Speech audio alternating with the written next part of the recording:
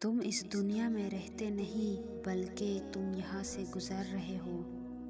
دھوکہ بڑی کمال کی چیز ہے، کبھی کھا کر دیکھو سمجھدار ہو جاؤ گے۔ ہم زندگی کی مثال لڈو کے دانے سے بھی سمجھ سکتے ہیں۔ امید ہمیشہ چیک کی ہوتی ہے، لیکن ایک بھی آئے تو چلنا ہی پڑتا ہے۔ اڑ جائیں گے تصویر سے رنگوں کی طرح ہم وقت کی ٹہنی پر پرندوں کی طرح ہے۔ زندگی مسلسل جدوجہد اور جستجو کا نام ہے۔ اللہ ہر پرندے کو رزق دیتا ہے مگر اس کے گھونسلے میں نہیں ڈالتا۔ یا اللہ، جو بیمار ہے انہیں شفائے کاملہ عطا فرما، اور جو پریشان ہے ان کی پریشانیوں کو دور فرما۔ رشتہ بنانا اصل بات نہیں بلکہ رشتہ نبھانا اصل بات ہے۔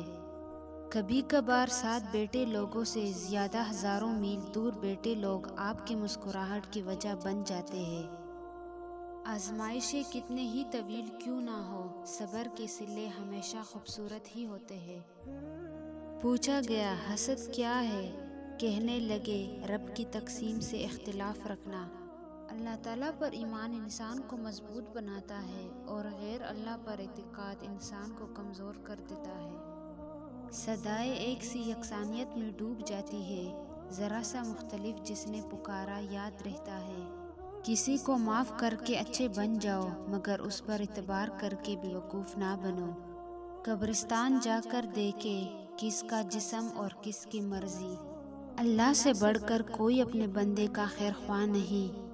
تصویریں بولتی ہے، کسی ایک کا پیچھے ہٹ جانا بہت سے شر و فساد اور نقصان سے بچا لیتا ہے۔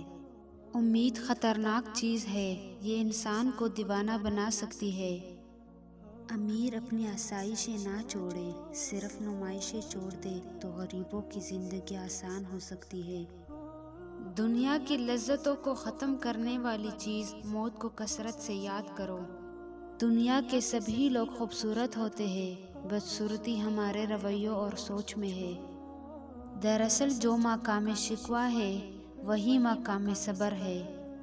قدر کرنا سیکھ لو، نہ ہی زندگی بار بار آتی ہے اور نہ ہی لوگ۔